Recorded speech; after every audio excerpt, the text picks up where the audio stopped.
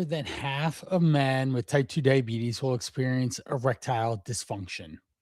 Most never bring it up with their doctors or even their wife, and almost none of them know it is a warning sign for cardiovascular disease. Cardiologists have known for years that the smallest arteries fail first. Most men think that it's a bedroom problem, but find out the hard way later when they get diagnosed with type 2 diabetes. If something is changing in the bedroom and your doctor does not know about it, you are in the majority of men who say nothing about it at all. They play it off as stress, alcohol, not enough sleep, a brutal stretch at work, and then they just move on.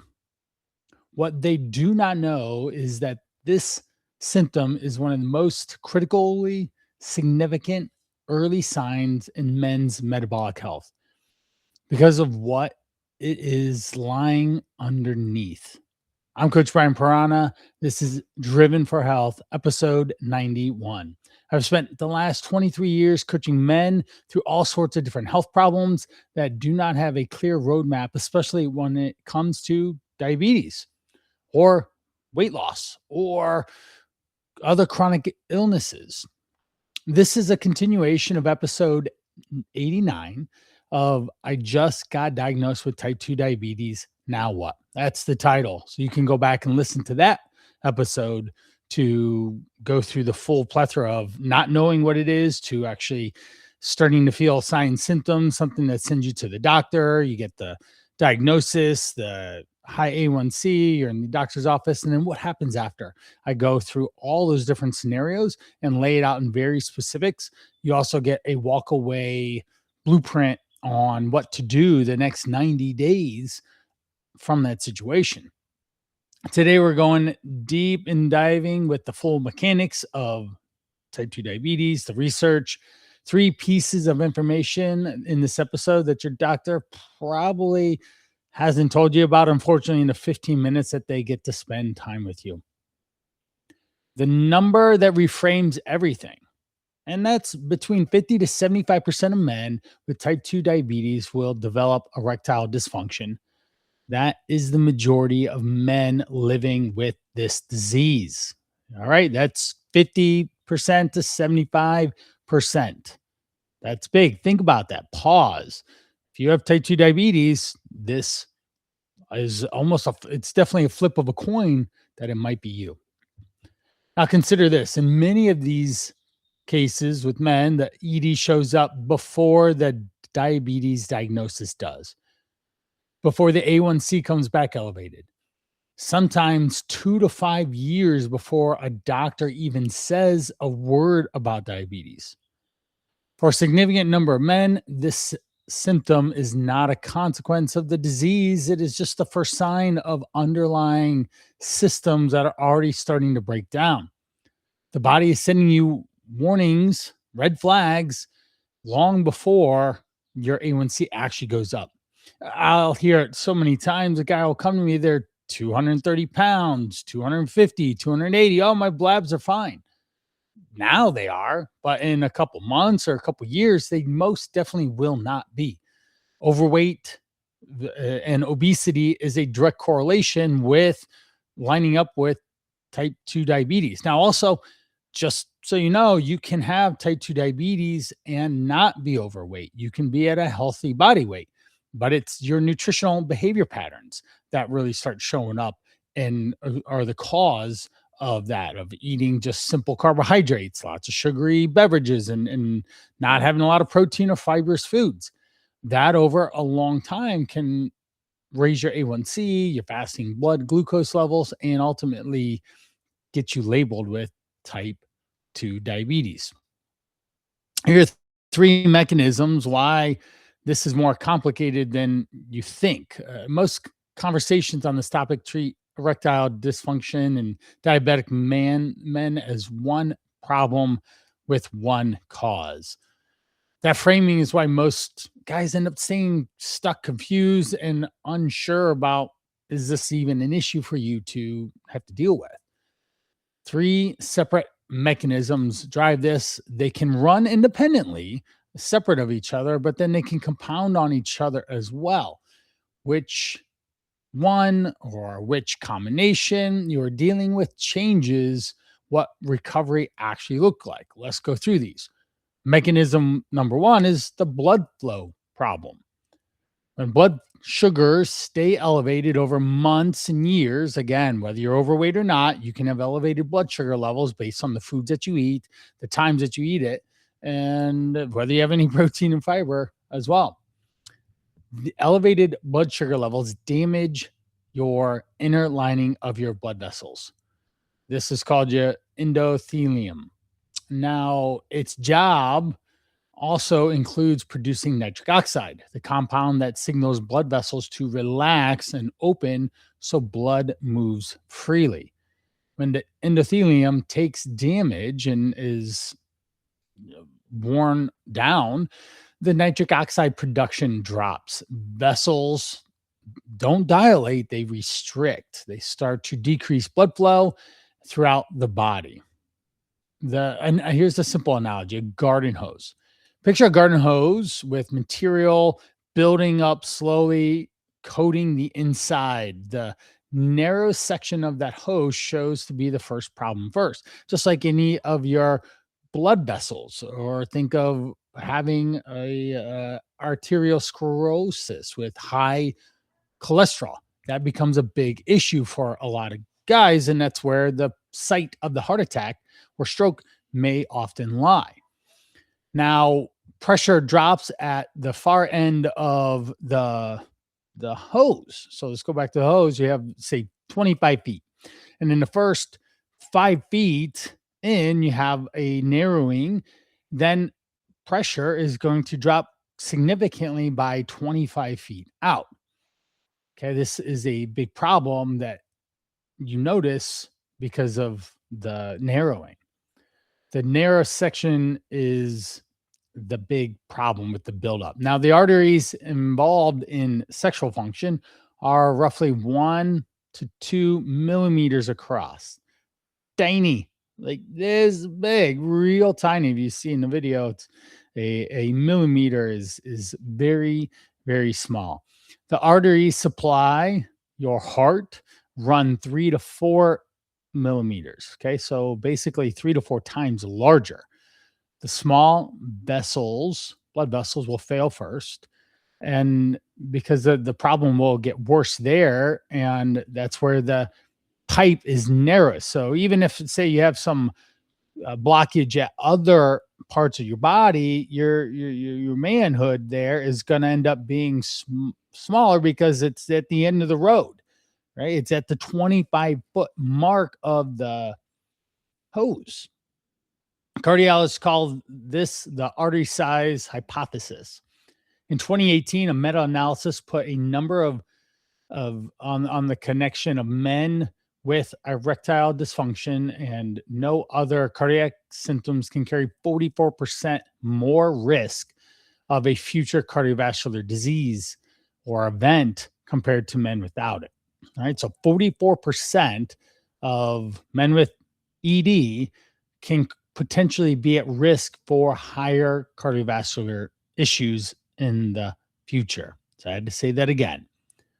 The narrow section of the hose is showing you a problem that exists throughout the whole system, and the loss of flow or pressure at the end of the road, I say the ED, is where it's starting to show up. Mechanism number 2, the signal problem. An erection does not start with blood flow. It starts with a nerve signal. Your autonomic nervous system runs all things just unconsciously. Okay? You don't have to actually think about it. This is stuff, the heart rate, your digestion, your breathing. It also initiates and maintains sexual function. High blood sugar sustained over a long time damages these autonomic nerve pathways. This is called autonomic neuropathy. It is also common in diabetic men than most people realize. So you have to think, if you're diabetic, you're experiencing neuropathy at a higher rate or higher risk of doing that. The reason is the standard medication backup plan for this is not reliable. So let's jump in. The light switch analogy and the wiring to help explain this. Picture a light that flickers when you flip the switch. The bulb is fine because it just flickered on and off, but full power is coming to the house, but the wiring between the switch and the fixture has been damaged somehow. The insulation is worn off and it's worn away somewhere in the wall. You can have everything working and the light still doesn't work. I'm dealing with that problem right now with my hot tub. There's a small nick in the wire, which means that the insulation has failed. And now the outlets that are on the side of my hot tub do not work. And I have to replace the wiring from the actual connection, replace the broken part. And I can't just tape it up. That's not how that works. I have to actually repair and replace the wire itself. This neurogenic erectile dysfunction, that's what this is.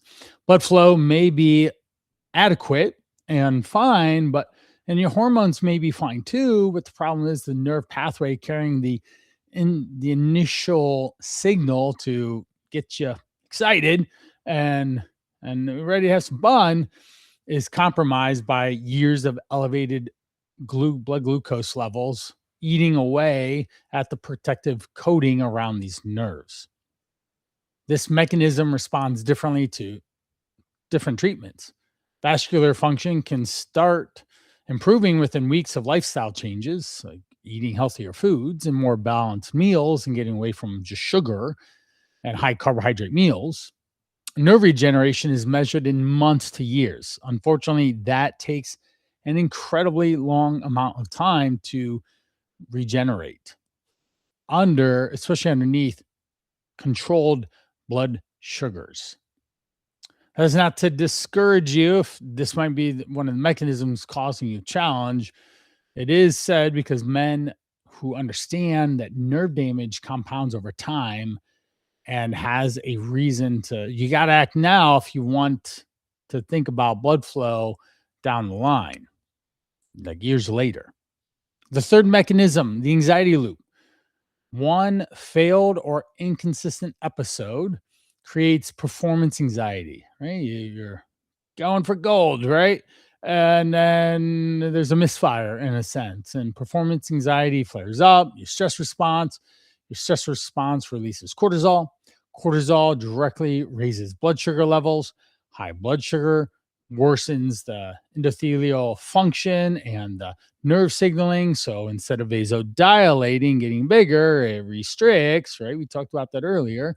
And now we have a failure problem, right? The blood flow isn't there. In a man without metabolic dysfunction, this loop usually breaks on its own. One good experience interrupts it and you're back on track. You're good. Now, in a man with insulin resistance or diabetes, and insulin resistance can show up for years before being diagnosed with diabetes, that cortisol spike runs straight through the blood sugar, feeds this mechanism of vasoconstricting, and you're already working against yourself. The anxiety doesn't just sit in his head, it stays there and it continues to build. So every time you're ready to roll, then we have this big mental but actual physiological issue boundary wall that you have to overdo. Now, this is the compounding struggles that you end up. The man who thinks that he's failing personally with not being able to maintain is trying to solve the wrong problem. And the problem is a loop running throughout the circuit breaker. It cannot be fixed by relaxing more. And the interruption has happened at a metabolic level and it has to actually get resolved in another way. I want to name something. If you have not said it out loud or thought about it out loud enough to share, you've explained this away enough times that the explanations are really just weak at this point. It's like, oh, I'm just stressed out. Something's actually off and you know it. You can feel it on the underneath inside. And for whatever reason you gave yourself this week, there's one thought running through your mind. What if this is just who I am now? That's a thought. Like, oh, just I have ED. And this is a big challenge for guys because it affects your confidence, your performance in multiple different areas, especially comes with sexual behaviors. That thought is what's keeping men from taking action to actually go find a solution, go have a conversation with a proper doctor. And there's still room to resolve this. And you should be starting to question what's going on and get away from your internal conversation and then move into actual real solutions. The cost of this silence is clinical and it's challenging on multiple different levels. From every week without the right information in front of the right doctor is a week where you're possibly even getting worse. And the cost is grows, it mounts, it compounds over time. As we said, we can metabolically heal you within a week or a couple weeks, but with the actual the actual say nerve, that is a long months or years in a sense. So what's happening is your testosterone, the visceral fat around your belly, behind your belly, around your organs, and your abdomen. That hard fat that's stored there contains an enzyme called aromatase, and aromatase converts testosterone into estrogen. The more visceral fat you carry, the more your own testosterone gets converted before it even reaches the tissue that it needs to. So you're kind of shooting yourself in the foot because if you're overweight, your testosterone is way more likely to turn into estrogen, which is causing a challenge with sex hormones. At the same time, insulin resistance disrupts a protein called sex hormone binding globulin. It's SHBG. So this controls how much free testosterone circulates in your blood. When that balances off, free testosterone drops even when your total testosterone looks okay on paper. This is why men get blood work back showing normal ranges of testosterone are still not feeling like themselves. Research puts the waist circumference threshold around 40 inches for most men. Okay, if you have 40-inch waist, you have a lot of visceral fat, and that is a big issue for you. Okay, guys over 40 inches are incredibly more likely to have heart disease, type 2 diabetes, high cholesterol, high blood pressure, be on meds, shorten their lifespan. An average male's life is 76.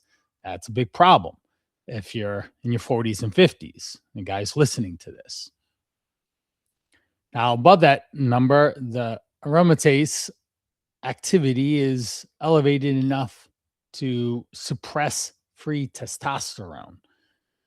Now, below it, that conversation is slows because there's specific trackable numbers, and it is one of the most direct hormonal levers available to you without a prescription. Low testosterone reduces libido. It reduces morning erections. It disrupts sleep quality and makes it harder to build the muscle that keeps insulin sensitivity higher. If you have more muscle on your body, you can manage blood sugar levels better, manage insulin a lot better, and manage carbohydrate loading into muscle glycogen into your muscles. And this will lower visceral fat, and then it will help you keep your testosterone levels higher if we can keep that muscle up. One loop, multiple entry points. So we have a lot of things to address here in this situation. The diagnosis, most men in this room have never been offered. This is a section most podcasts on men's metabolic health skip entirely. We shouldn't skip it. We should talk about it. Men between 40 and 50 with metabolic syndrome, carrying visceral fat, running elevated blood sugar, sleeping poorly, having low amounts of lean body mass, muscle on their body, disproportionately higher rates of undiagnosed obstructed sleep apnea. This research estimates that it puts at 50 to 70% of men with type 2 diabetes have clinically significant sleep apnea. All right, that's a problem for you. Okay, we do not want sleep apnea to be affected and hurt you or challenge you or cause big long term issues.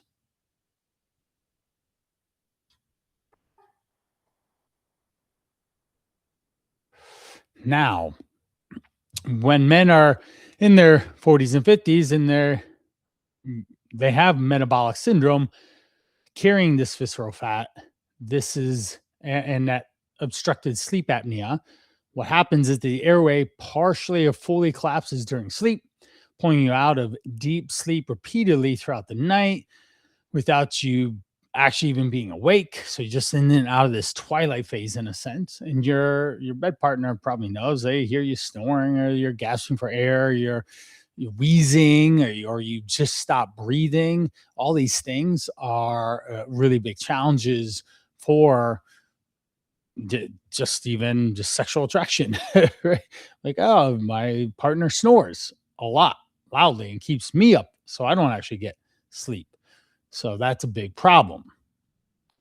Now you wake up in the morning and you barely feel like you slept, and you're definitely not rested, even though you've been in the bed for hours. Testosterone production in men happens predominantly in deep sleep. So here's the issue is that if you're not getting deep sleep, then you are not getting a lot of testosterone production handled. If you're cycling in and out of deep sleep 20 to 40 times an hour, because your airway is collapsing, your body is not getting into the deep REM, the repair cycles that it needs to help with hormonal balance overnight. Sleep apnea also drives cortisol elevation. We talked about cortisol, right? It challenges your blood vessels and their ability to keep basal dilated.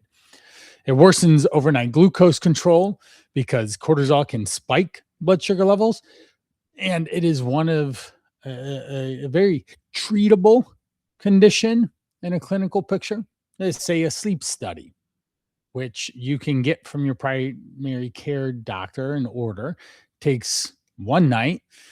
And then CPAP treatment can help, which it certainly feels awkward and it's not romantic in the least bit. But if you can get more quality sleep and get your health in order, then this can be an immediate solution for you to be able to start changing your ways, changing your health, and getting back to normal life.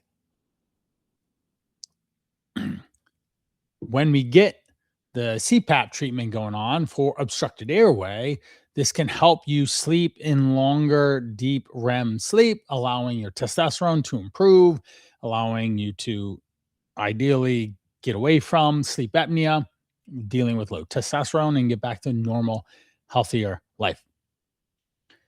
If you do snore, guys, you wake up unrested, regardless of hours slept, and you crash in the afternoon, ask for a sleep study. Okay, please do that. You will learn quite a bit about your behaviors around sleep.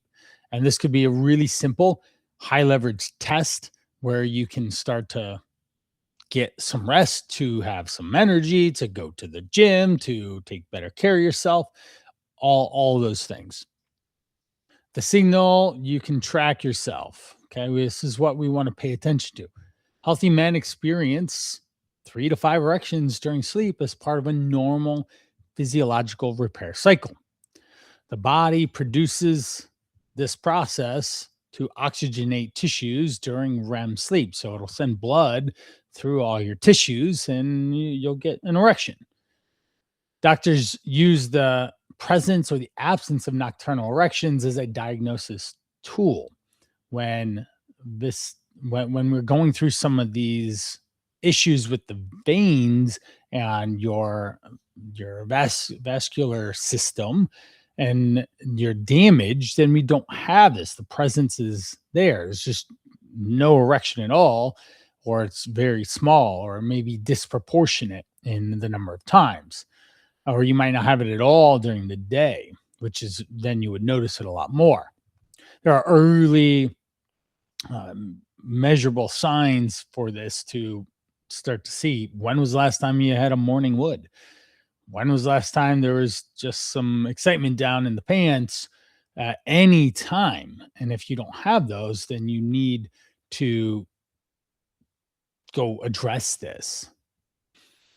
If the frequency and reliability of the morning wood has declined over the past year or 5, that is enough data for you to go talk about it at your next appointment so that your doctor knows and can start to prescribe the next best step, not necessarily medicine, but the next step for you to resolve this.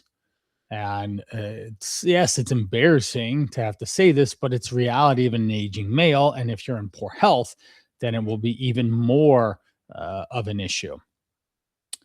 The medication truth that nobody leads with. This is a challenge because a lot of medication is the first thing, especially with big pharma and everything going on, and doctors' small amount of time availability with you. Many men in this situation have a backup plan. If things get worse, there are medications. Most people know brand names, and the plan is to handle with a prescription when it comes to that. In the general population, PDE5 inhibitors, this is a drug class that these medications belong to, work about 80 to 85% of the men who take them. In men with diabetes related erectile dysfunction, that number drops to 50 to 60. So it's more of a flip of a coin rather than more of a roll of a dice that is going to work on you. So again, if you have type 2 diabetes, a medicine might not be the answer. The reason comes back to simple mechanisms. These medications work by enhancing nitric oxide signaling and increasing blood flow. They address the vascular problem, but they don't address the neurogenetic issues, the nerves and the slow recovering of that due to elevated blood sugar levels for years. And the damage, if you have a nerve damage issue, then it ends up being a long-term problem for you because it's going to take forever to fix, especially if you're not very diligent about your nutrition, activity, and all, and your overall well-being. Now, the initial signal is impaired regardless of how much blood flow improves with, say, a medication. Better plumbing does not fix damaged wiring. The medications cannot address what nerve damage has caused. So that's a big issue here. If your blood vessels are flowing, but the nerves don't kick in, then yeah, you'll have big issues. And the backup plan that most guys are thinking about that works for them, like I'll just take Viagra or something. But again, it might not work. That's what we're talking about in this portion of our conversation. So next up is the 3 to 5 year window you need to understand. So what do we start doing to think about this? Well, researchers tracking men with erectile dysfunction and no other known cardiovascular symptoms found that there's a meaningful percentage experience a documented cardiovascular event within 3 to 5 years when their underlying metabolic dysfunction was not addressed. So if you have a metabolic disease and you didn't deal with it, there might be a big cardiovascular event headed your way in the next couple of years. I don't know about you, but nobody listening to this podcast or watching right now on the live feed wants to have a cardiovascular event, right? That's not it. Now, this data comes from multiple large scale longitudinal studies, meaning that they followed men over a long time, and including analysis drawing from the Princeton Consensus Cardiovascular Risk Guidelines. 3 to 5 years. For most men, that is it's that's pretty quick. That is before your youngest finishes high school, before your business gets to where you're building it toward, before you're ready for any of these life-changing experiences to happen, and life-changing experience in a bad way. Nobody wants a heart attack or stroke or even ED. This symptom shows up now is not predicting something that might happen in older age. It is a measurable signal about a window that is happening in the near future. So we can't push this off to, oh, when I'm 70, I'll have a heart attack. No, when you're like 45 or 50, you'll have a heart attack. This information should change whether you actually make an appointment here in the next week or two, or you just keep putting it off. So think about that. The wrap up on this section is that in 3 to 5 years, if you have insulin resistance, type 2 diabetes, you are experiencing these issues around erectile dysfunction, you literally know your body feels off. There might be a bigger issue coming in your near future. We do not want that. Okay. Definitely don't want that. How do we have real conversations at home? This also thing gets skipped as well. And we want to pay attention to that. If you're married and or have a partner and your wife already knows something's different, she would know. She's been around you. And neither of you actually put a finger on it or named it. It's just uncomfortable things not happening in the bedroom, or there's just an absence of things happening in the bedroom. Then we need to talk about it. The longer that you don't talk about it with your spouse, the more she might think there's something wrong with her, or whatever. This silence of not having an actual real conversation with your partner will create a big gap in your marriage, and it'll compound longer and faster than you want it to. And it's going to be a big challenge to overcome, and it's going to be multiple conversations later if you don't have it earlier. And you don't have to have it. It doesn't have to be this long clinical type conversation. It could be something that's a one sentence, something like something has been going on with my health that I'm working on. It has nothing to do with you, and I did not want you left trying to figure out what was going on. Like, hey, you just admit. It's okay to admit and be open and have a real conversation. Hey, I don't quite feel the same like I have in the past. I want to work on getting better health. And this is some of the challenges that I've been experiencing lately and thinking through this. Now, when you can put that on in your relationship, be open, that actually can create better connection and create a solution, a teamwork type solution, so that you can help manage this and get your health back under track.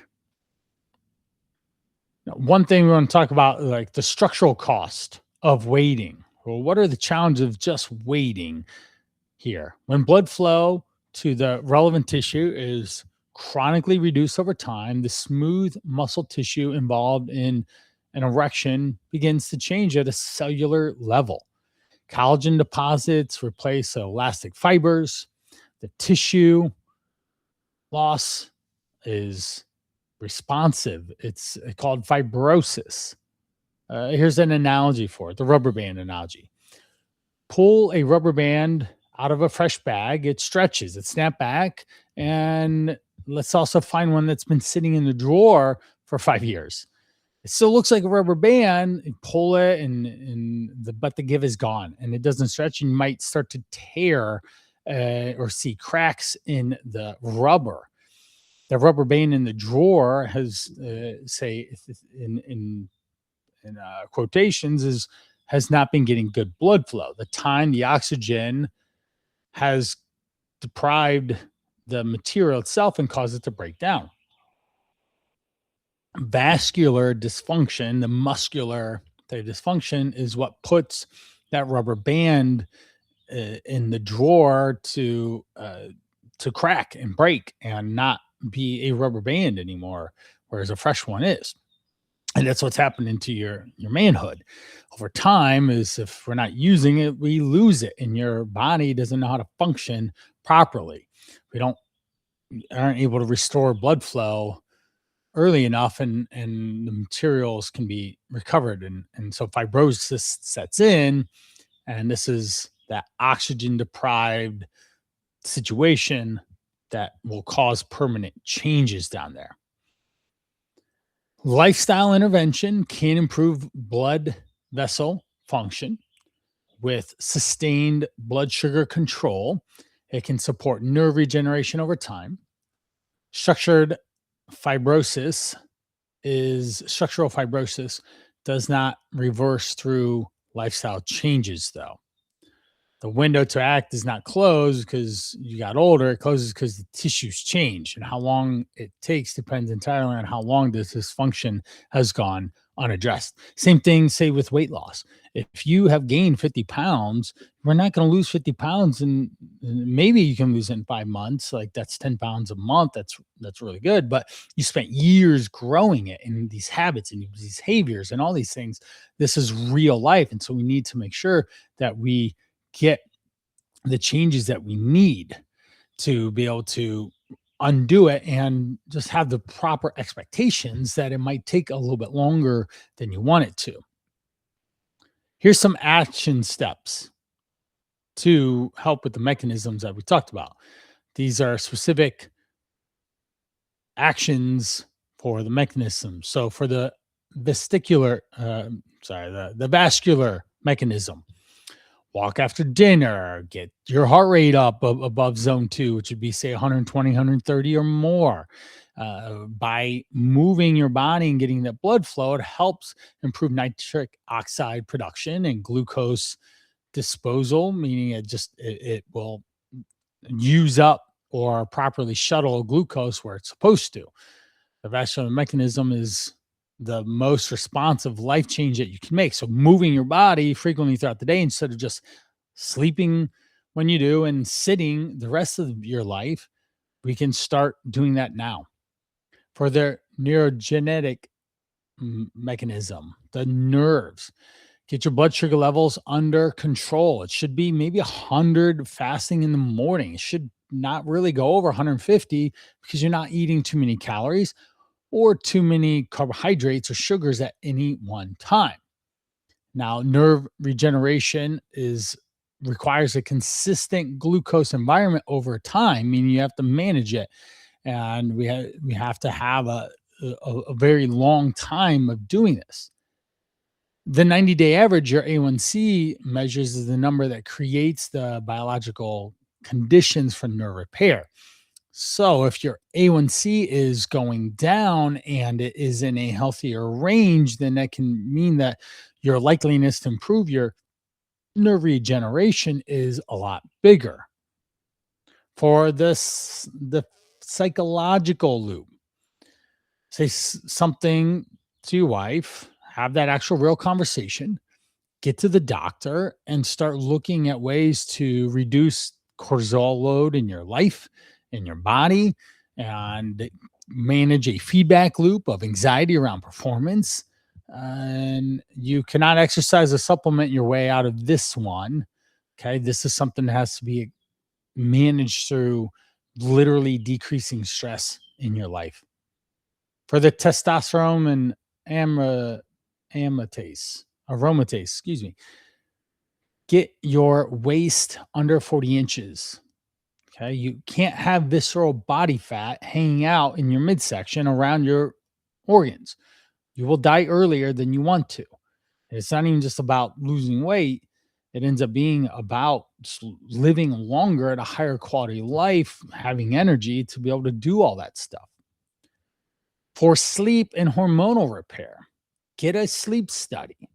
If you're snoring, if you wake up feeling unrested, if you are dying for a nap in the middle of the day, figure that out.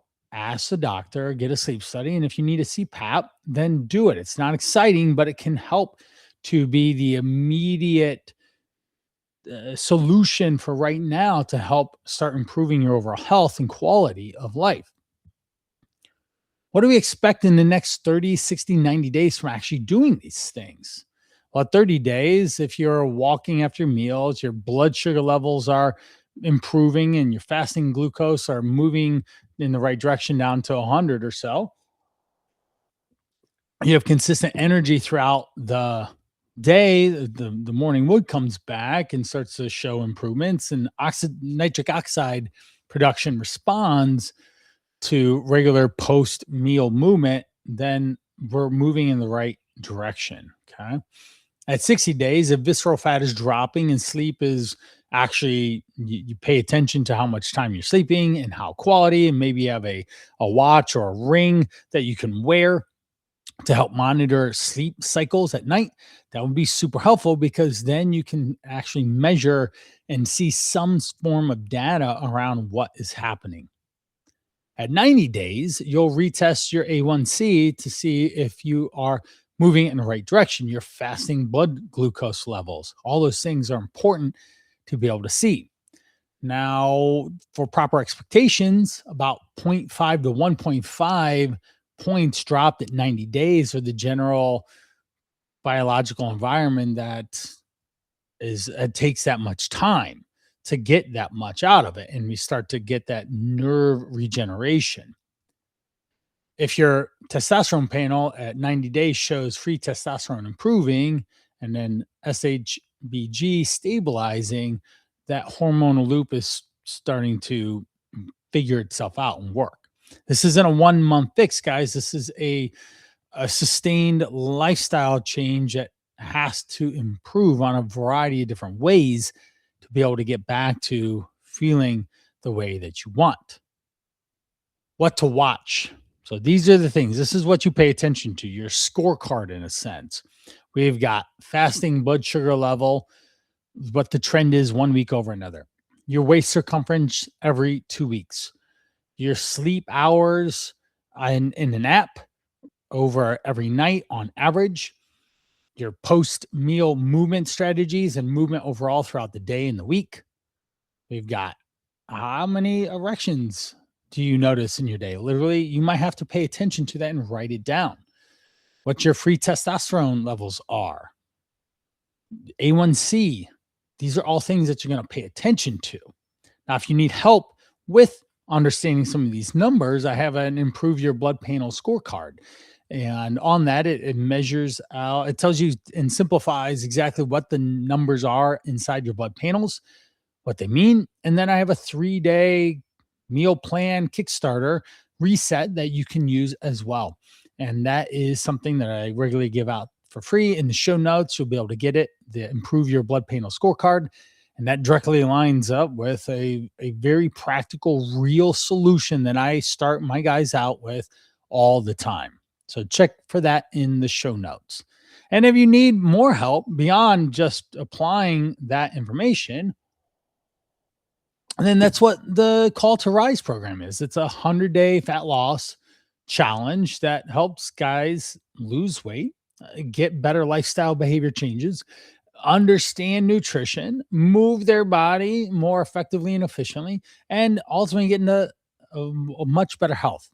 In episode 60, I talk about 3 guys through the holidays lost 98 pounds in my program. And that's the power of having support, having community, having direction in your individual lifestyle. So check that out at thecalltorise.com.